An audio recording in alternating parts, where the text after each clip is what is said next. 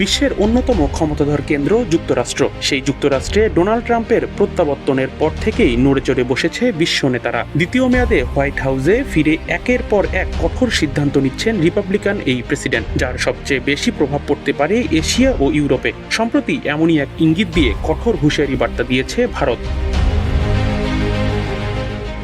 গত 20 জানুয়ারি 41তম প্রেসিডেন্ট হিসাবে দ্বিতীয়বারের মতো শপথ গ্রহণ করেন ডোনাল্ড ট্রাম্প। দায়িত্ব গ্রহণের পর থেকেই মার্কিন এই প্রেসিডেন্ট একের পর এক কঠোর সিদ্ধান্ত নেওয়া শুরু করেছেন। যুক্তরাষ্ট্রে বসবাসরত অবৈধ অভিবাসীদের বিরুদ্ধে অভিযান শুরু করেছে দেশটির প্রশাসন। এছাড়া গাজা দখল করার হুঁশিয়ারি সহ বেশ কিছু পদক্ষেপ নেওয়ার ইঙ্গিত দিয়েছেন মার্কিন এই প্রেসিডেন্ট।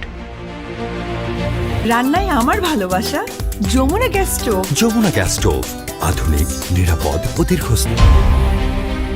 ইতোমধ্যেই সামনে আসছে ভয়ঙ্কর এক তথ্য, পুরোপুরি বদলে দিতে পারে বিশ্বকে। আগামী 2 বছরের মধ্যেই এমন অনেক কিছু নাকি হতে যাচ্ছে। এজন্য সতর্কবার্তা দিয়েছেন ভারতের পররাষ্ট্রমন্ত্রী এস জয়শঙ্কর। মূলত ওমানে অনুষ্ঠিত ভারত মহাসাগর সম্মেলনের সংলাপ পর্বে আমেরিকা তথা পশ্চিম বিশ্বকে নিয়ে অন্যান্য দেশগুলোর পূর্ব পরিকল্পনা এবং সতর্ক অবস্থানের দিকে জোর দিয়েছেন এস জয়শঙ্কর। তার বক্তব্যে যুক্তরাষ্ট্রে যেসব ঘটনা ঘটেছে তাতে বিশ্বের বিভিন্ন স্থানে ত্রাসের সঞ্চার হচ্ছে।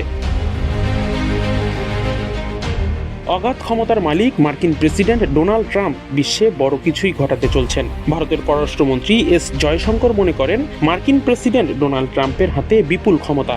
আগামী দিনে এর প্রভাব এতটাই বাড়বে যে হয়তো 2 বছরের মাথায় সবাই এমন সব নীতি দেখতে পাবে যা আন্তর্জাতিক ব্যবস্থাকে পাল্টে দেবে।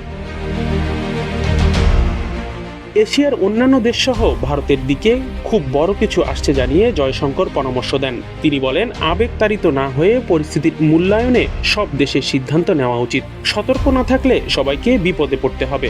ভারতের পররাষ্ট্রমন্ত্রী আরও বলেন, পুরনো অভ্যাসকে আঁকড়ে না ধরে থেকে পরিস্থিতির মূল্যায়ন করতে হবে। তারা চান বা না চান, পরিবর্তন যে আসছে সেটা সবাইকে বুঝতে হবে। এই বদলের কিছু অংশ অবশ্যই তাদের কাজে আসবে, যেখান থেকে সুযোগ নিতে হবে। জয়শঙ্কর পশ্চিম দুনিয়ার আধিপত্য নিয়েও সরব হয়েছেন। কিছুটা কড়া সুরে বলেছেন, সমস্ত বিষয় নিয়ে বুঝতে হচ্ছে তার।